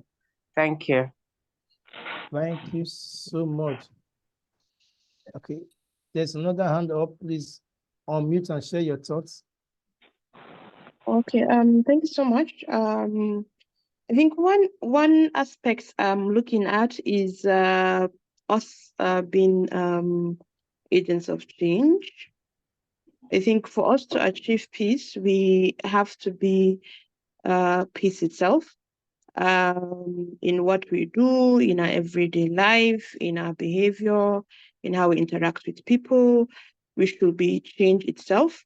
And then there are situations where I think there are transfer of aggression, transfer of anger, and then we should be the stopping point of that transfer by being agents ourselves. And then we can now also help others. It's not just hearing this kind of training and just keeping it to ourselves, but I feel we also need to stress the need for us to also share with others, for others to know. And I think in that we'll be able to sustain that peace we achieve in our society, or we're trying to achieve in our society. Thank you. Thank you so much. Thank you so much. Thank you so much. Hello? Yeah, Mr. Mohammed, the floor is yours. Yeah, well, I wanted to speak prior to my colleague seminar. She has said it all. One of the most important things for peace to raise in the society is tolerance. She talk about the diversity, because wherever and whoever you are today, we are people of different types of ethnic society. Even if you live in a community where you feel you are the majority, definitely in one or the other, some minority people will come and live in the same society with you. So tolerance is the best thing one can apply to at least maintain peace in such a kind of environment. One aspect of it again is accommodating. At least apart from being tolerant, you need to accommodate people, listen to them, allow them to speak their mind, and look at it in a way where which peace can come to reign by at least excusing yourself and looking things at their own way, so that in one way or the other you may come up to a point where which both of you are hiring something better and good for the community. So at least tolerance and accommodating people of whatsoever ethnic group you come from in the society is some of the basic aspect of, in fact, it control all this issue of anger management, because once you tolerate and you also feel like people around you can have that right to be listened to and to put things in place as they feel like, and give them opportunity to express their feeling. You don't need being think of anything anger. You already manage everything. It's already peaceful society. I think this is my submission. Thank you so much. Somina, your hands are still up. Yes, Mr. Sam, thank you. Another thought that came to mind when Shara was speaking is self-care. You know, I think it's also important that we take care of ourselves. Sometimes anger could stem from a place of frustration or pent up anger, like what she said, transferred aggression. You might be dealing with things personally, and then the slightest trigger you could just, unleash on someone. So sometimes self-care is very important. We should aim to take care of ourselves, make sure we're in a decent state of mind. Our mental health and well-being, physical and otherwise, emotional state too is also very important. So getting enough sleep, so imagine maybe you didn't sleep the whole night and then you step into the office and somebody immediately approaches you with something that you don't want to be dealing with. You could unleash on that person. But it's not the fact that they're asking you for a task or trying to bring up something to you. It's the fact that you're dealing with something from home, the frustration from home, perhaps you've taken it out on someone else. So self-care for me is very important. Taking care of ourselves, ensuring that at least we're at our optimal state per time. Getting involved in physical exercise, going for walks, spending time with family, doing things that we truly enjoy to, ease tension. These are some ways to take care of ourselves and then also work on our self-care. Thank you. Thank you so much. I appreciate you so much. Thank you all for those remarkable contributions. Now, let's be practical a bit. It may look funny But look at this. This is the picture of what of a generating set. This is street lights. This is road construction. This is solar panel. This is a borehole. Some persons, out of as an exhibition of anger management, they've acquired all this. Now, we're supposed to have constant power. We are unable to get constant power. Instead of nagging, complaining, what do? We get angry that we don't have power to do the needful. What do? We may go up and purchase a generating set. We may go up and install inverter or solar in our house. It's a way of managing anger against the government. Now, in some areas, there are street lights. Some areas, there are no street lights. I know of a man, he had to install street lights in his street from the beginning to the end where his house is. He did it on his own. These are what we're supposed to enjoy from the government. Out of frustration, he went ahead to do it. There are some persons that have started their road leading to their house, road leading to their village, or peradventure there's an activity, either a burial, a birthday, or a wedding ceremony in your country home, and you discover that the road leading to your place is not motorable. Some individuals have taken up the task to amend the road for the purpose of making it easy for their guests to attend such events. In the place of pipe-borne water, some persons have gone ahead to make provision for pipe-borne water, either politicians in their community, when it ought to be the responsibility of government. It therefore means that we can be angry and constructive in the way we express our anger. I hope we're able to get this point. We can be angry, but constructive in the way we express our anger.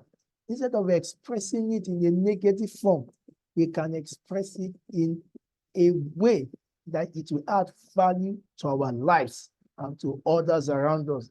Don't forget, anger management is not selfish. Anger management is a way that enables us to adapt skills that will enable us to sustain our peace and sustain that of those around us. Now, as we draw a curtain to this discourse today, permit me to take you through some statistics. Many times, when you are aware of the effects of anger, what anger can lead to, you call yourself to order in taking some steps. Now, World War I, from 1914 to 1918, now, the total casualties that was recorded was about 40 million persons, both those that died, those that wounded, a lot of casualties. World War II from 1939 to 1945, what happened? It was said to be the deadliest military conflict in history. About 75 million persons died, both civilians, both military persons, and the total number of persons that died was said to be 3% of the entire population of the world at that time. Now, look at the amount that each state contributed in dollars to fuel and sponsor the World War I. You can see United States, this is billions of dollars. United States, Great Britain, France, Russia, these are what they spent to sustain the World War. Now, World War II, this is what this country spent to sustain the World War. Somebody said prevention is better than cure. Somebody else said prevention is not only better than cure, it is cheaper than cure. Anger management is better. Anger management is cheaper. When we let loose, go all out to do all it takes that we feel like doing, the end result may not be productive. If that man that was the host knew that hitting his friend will lead to death and lead to him being in prison, he may not have done it. Don't forget, when we are angry, we are not in total control of what we say and what we do. I hope this has been able to sink in. Now let's look at the Afghanistan war from 2001, October 2001 to August 2021. The war lasted for over 20 years. The U.S. Department of Defense estimated over 824.9 billion was spent. According to Brown University Cost of War Project, over $2.3 trillion was spent. Now, look at the beauty of it. Within 2 weeks of the withdrawal of the U.S. troops, Taliban took control of Afghanistan. After 20 years, after spending so much, after trying to enforce peace, remember yesterday we said, anger management cannot be achieved by force. Anger management can only be achieved through understanding. Now, this is the longest war that has ever been held in the history of mankind. For 20 years, the United States did all they could to enshrine peace in Afghanistan. They spent a lot of money, a lot of resources. Within 2 weeks, everything was lost because the proper step was not taken. Look at the Russia-Ukraine war. Now, history will tell us, experts will tell us that the war did not begin today.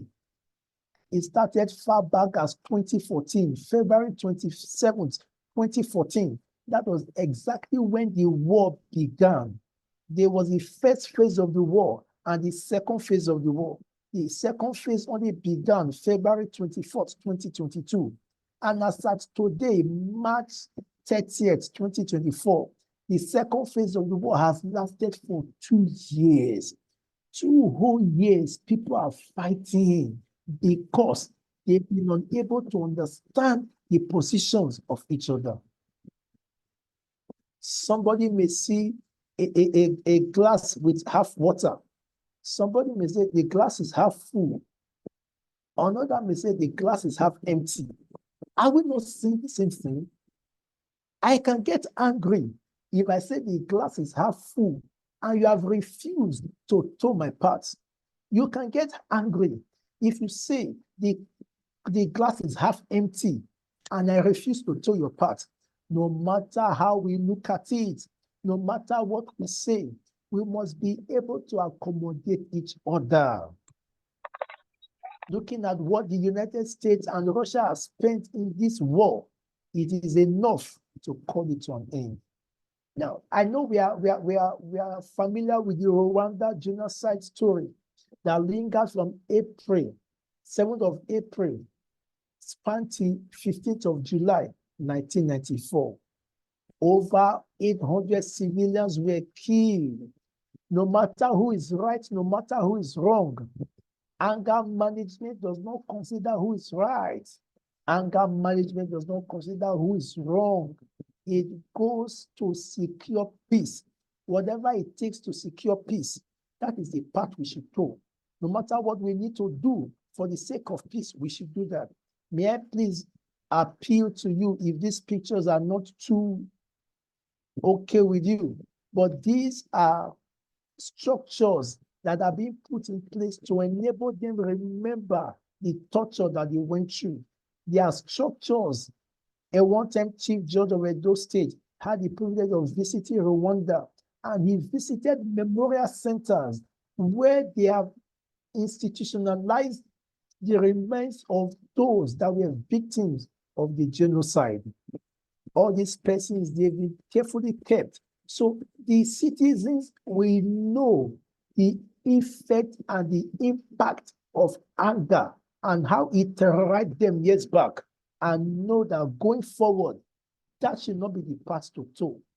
Those beating the drum of war, those encouraging us to get angry, Those encouraging us to flex our muscles should not forget when the chips are down, everyone may be engulfed by the fire. I read a book, The Transition Hour, by a one-time president of Nigeria, Goodluck Jonathan.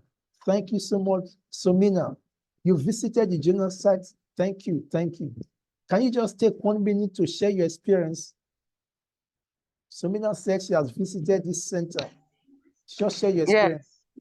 Thank you very much, Mr. Sam. I visited in October of 2021.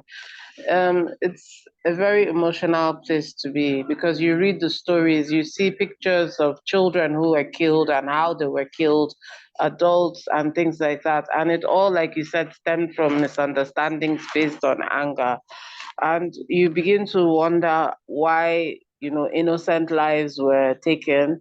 And it also set the country back by many years. If you visit Rwanda, you'll find that they're quite behind. They're a decent country, but you can't compare the level of exposure they have in Rwanda to our level of exposure in Nigeria. So it really set them behind.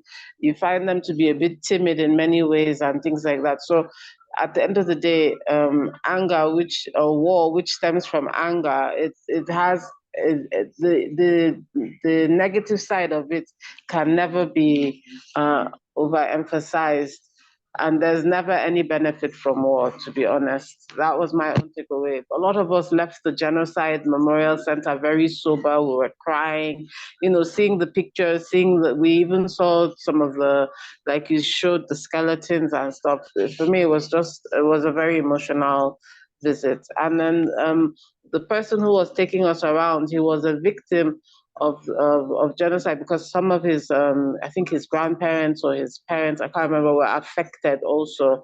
And he too was yet to recover from some of the things he had encountered. He had to go through counseling for a long period of time, and it affected him. But one way he said to recover from it was to come back to the center and talk about it regularly, the way he was talking about it with us, as a way to heal from the whole situation. Thank you. Thank you so much for validating these stories, making us understand that these are not fables. If being wise will make me make a mistake I will regret for the rest of my life, I choose to be foolish. I don't know if that sounds good to your hearing. If being wise will make me take a decision that I will regret for the rest of my life, I prefer being foolish. It is time we understand that peace can be gotten at all costs. I read the book, My Transition Hour, written by a one-time president of Nigeria, Goodluck Jonathan. Remember, at that point, the election that brought President Muhammadu Buhari into power, while INEC was still reading the votes, reading the results, they were still collating at the National Collation Center. Pressures were mounting.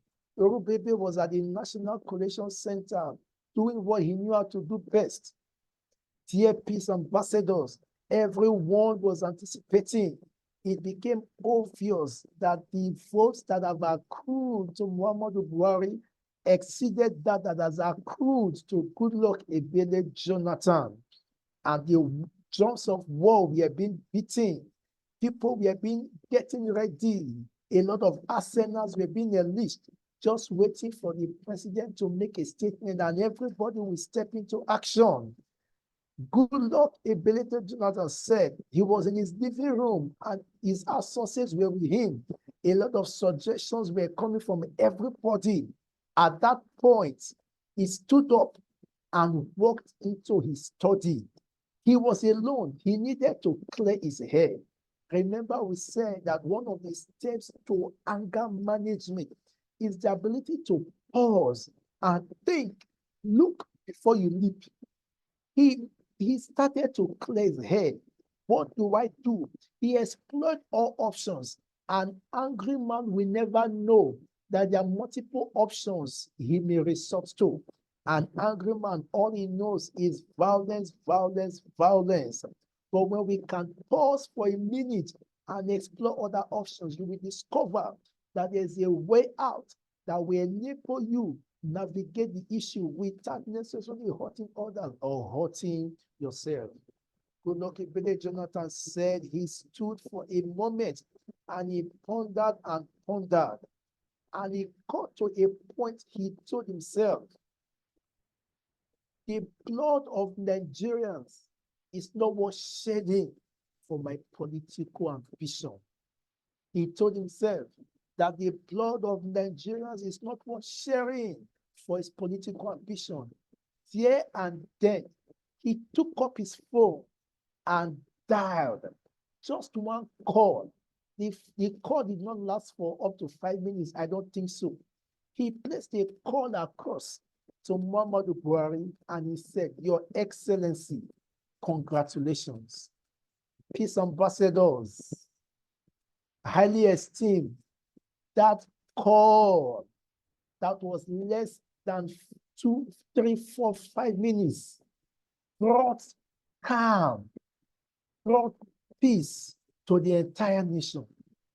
I want you to ask yourself, if President Goodluck Jonathan had not considered, the entire country would have been thrown into a state of turmoil that would have lasted for months.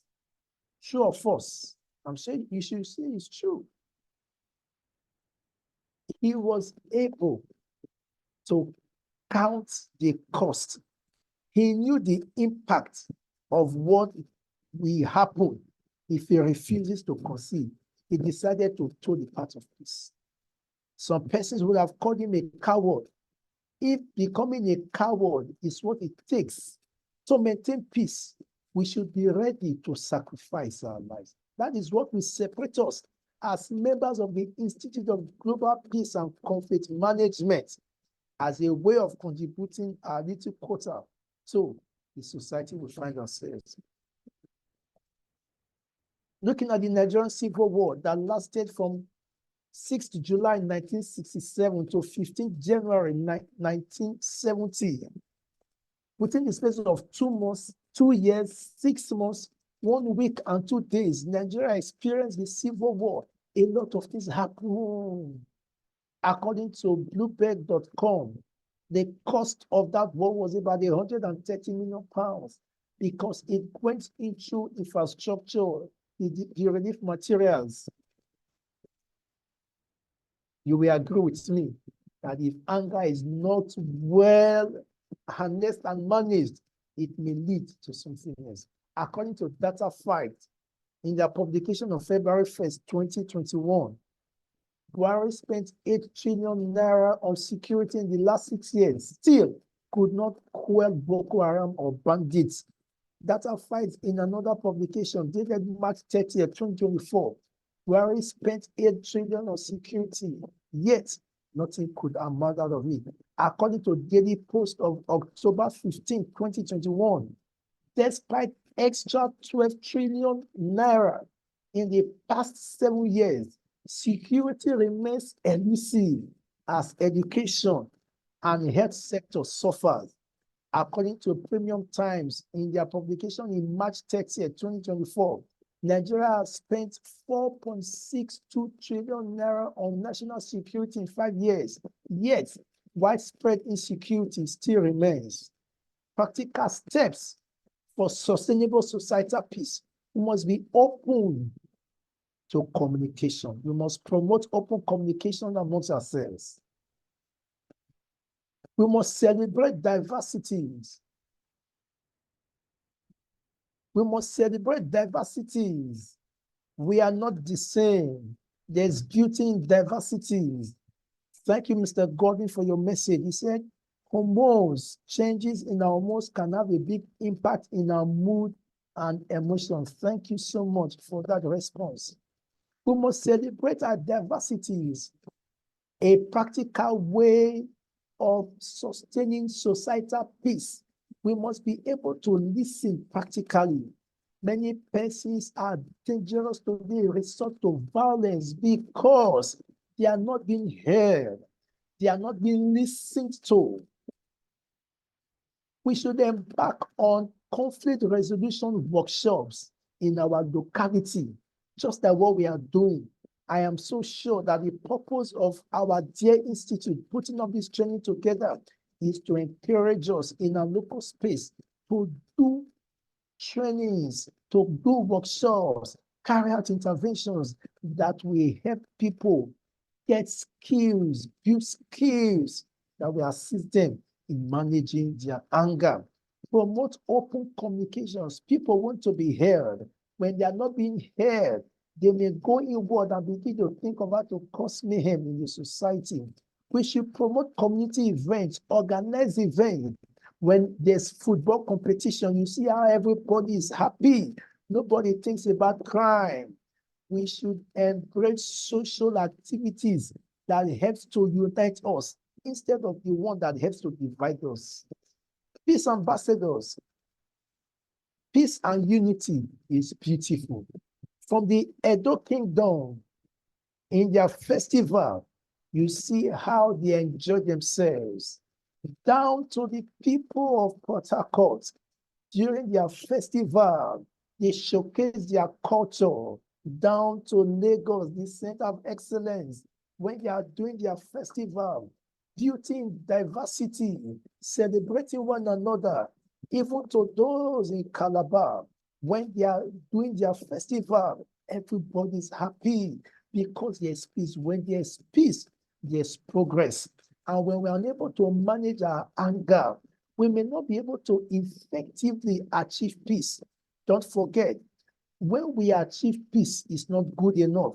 We should be able to sustain the peace that we've been able to achieve. Thank you for your attention. Thank you for listening.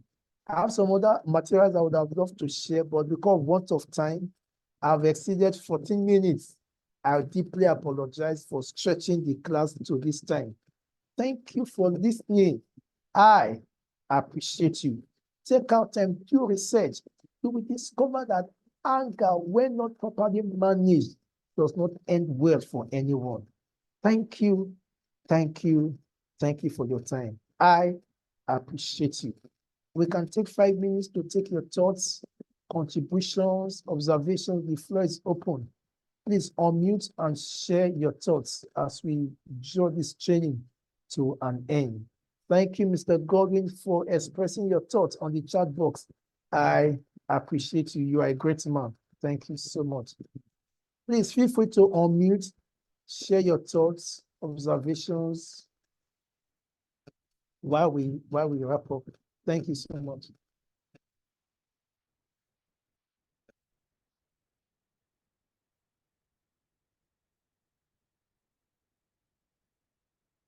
Permit me to stop sharing my screen. For all participants, you can unmute and let's hear your thoughts as regards the discourse of today. Thank you so much. Okay, good evening. Thank you so much. Honestly, this class was great. The session was awesome. I think this is one of the best anger management sessions I've attended, with a lot of presentations, pictures, practical examples, and then a lot of engagements. Honestly, this has really helped me because I've learned a lot from this session, and I believe I think I was one of those that said I was average, but I think this class already helped me to be able to manage even the little anger I have, and also to help others. So thank you so much for taking time for the presentation. It was awesome, and I really enjoyed the class. This is very beneficial, not only to me, but I think to the whole people of South Sudan and also Uganda, because I'll really pass across this message. And the materials also will help when shared. Thank you so much, sir. Thank you, Sarah, for your comment. Samina, the floor is yours, please. Thank you, Mr. Sam. This has been a very wonderful and enriching session. For me, it has caused a lot of self-reflection.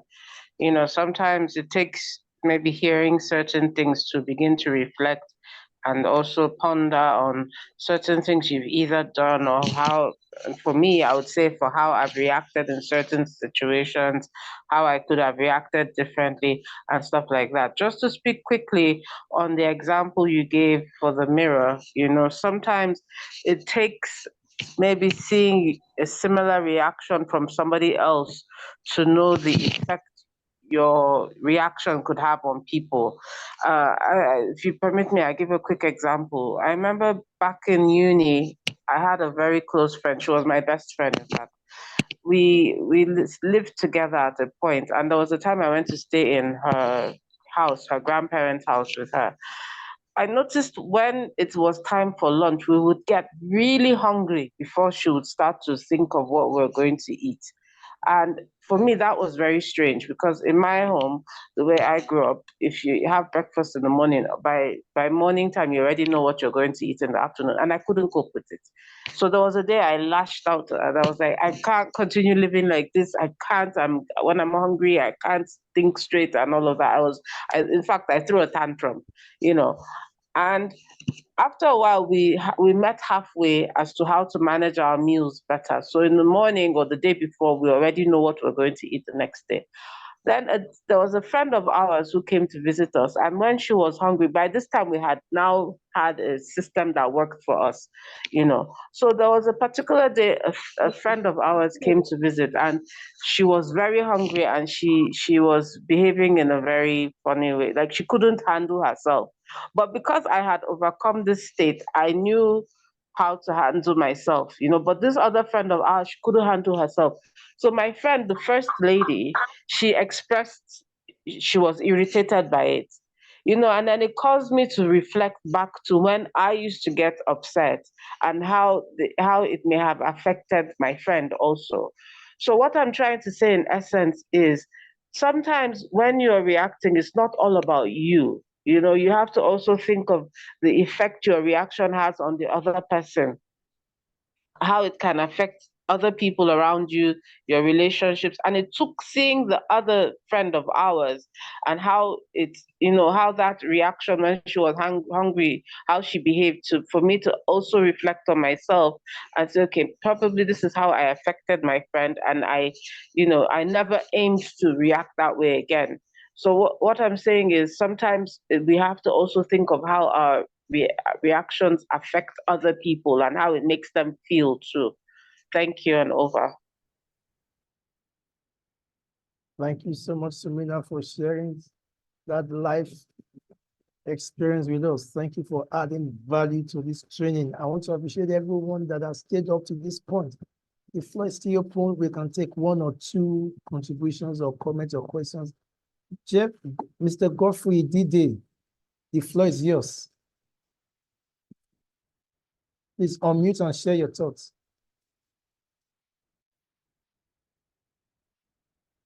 Mr. Godfrey Idide, unmute and share your thoughts. I think he has been knocked. Mr. Godfrey, if you can hear me, please unmute and share your thoughts. I can see your virtual hands. All right. Thank you so much. Let me appreciate everyone for staying put till this time. It's because of you we are here. Because of you, we did the little we could do. Mr. Godfrey, please unmute and share your thoughts. The floor is yours.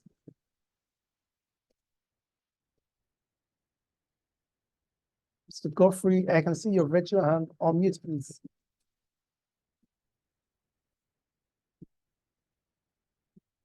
Now, while we are waiting for Mr. Godfrey, we can take one or two comments before we call it a day. Any other contribution, observation from any participant, questions from many participants? Okay, there's a message in the chat box. Thank you for this wonderful lecture. I'm happy to be part of this training. Mr. Isaac Onyema, I appreciate you. Thank you so much. You are awesome. Okay. At this juncture, I want to thank every one of you for your time and for allowing me to learn from you. I have learned so much from you, and I'm better informed because of the experiences we have shared. Looking forward to interact again at a different level with you. I'm glad to be in the same institute with you, and together we can join hands to move our institute to greater heights. Let's do well to publicize the activities of the institute. The more we are, the merrier it becomes. Thank you, thank you, thank you, thank you.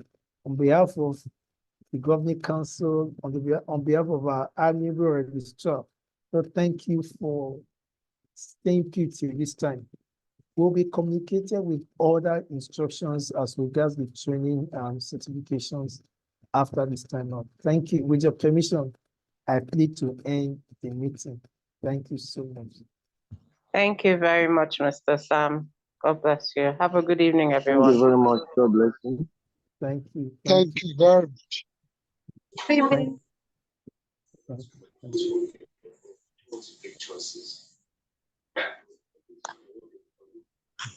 Mr. Osude, thank you. Thank you. I'm going to use one of your quotes. My answer with joy today.